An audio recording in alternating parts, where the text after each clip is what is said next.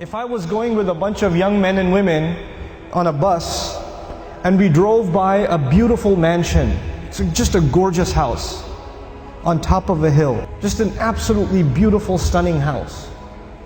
And the driveway into the house, there's a gorgeous car parked outside. And on the back of the house, there's this incredible backyard and a swimming pool and all of it. I mean, whatever you can imagine is there. It's like it's a piece of Jannah on earth. And you see the guy walking into his house. We're driving on this bus and we see this guy walking into his house. And I asked these young men and women, do you think that guy's successful? Do you think he's successful? Overwhelmingly, what is going to be the response? Yeah, that's pretty successful. And the guy, look at him. Look at what he's accomplished in life. That's a pretty successful person. Okay. When you take a picture of someone graduating from college, they're shaking hands with the president of the university, they're being handed their diploma, and somebody asks you, you think that's successful? What are people going to say? You know, it's going to be Muslims and non-Muslims. Everybody's going to say that that is a kind of what? Success. When somebody gets a job, is that a kind of success? Sure. We congratulate people when they get a job. When somebody buys a house, when somebody starts a business, when somebody gets a new car, when somebody gets married, when people accomplish things in life, then we celebrate them because these are different kinds of small and big successes. Isn't that true? So the bus keeps driving and we see a man, a homeless man, who's living in a cardboard box on the street. And he looks like he's wearing clothes from a couple of years. And you don't want to go close to him because of the smell. And I ask my students, do you think that guy's successful? What do they say? They say he's not successful.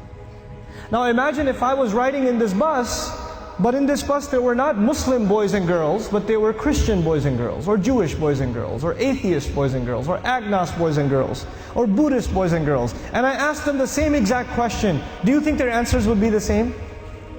Yep, their answers would be the same. That's the problem. The problem is the way we think about success and the way we think about failure. For Muslims, it's supposed to be different.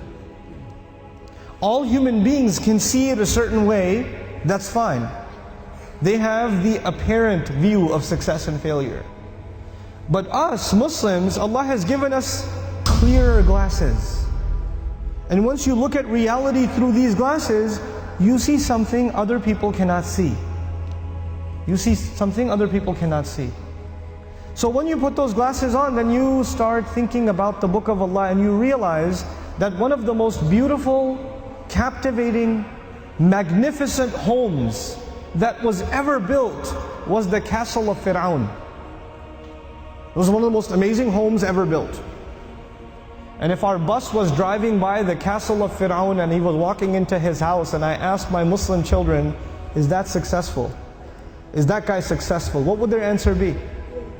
Fir'aun is not successful. He's one of the worst losers in all of human history. Isn't that the case? What was the second kind of person we ran into? There was one guy walking into a mansion. What was the other guy? It was a homeless guy. Okay. Ibrahim alayhi salam was kicked out of his house. He was told to leave the house. So he's homeless. Well, was he successful? He was. Actually, he's one of the most successful human beings that ever lived. Now the Quran is teaching me that a homeless man is successful and an incredibly wealthy man is what? A failure. You know what the Quran is teaching me? The Quran is teaching me that success has nothing to do with wealth. And failure has nothing to do with poverty. Success and failure are different concepts for us than they are for everybody else.